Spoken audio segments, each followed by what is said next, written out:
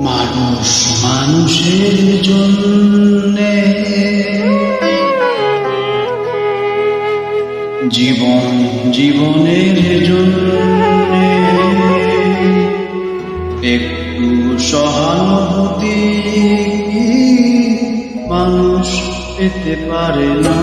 ও বন্ধু, মানুষ মানুষের জন্যে, জীবন জীবনের জন্যে একটু সহানুভূতি মানুষ পেতে পারে না।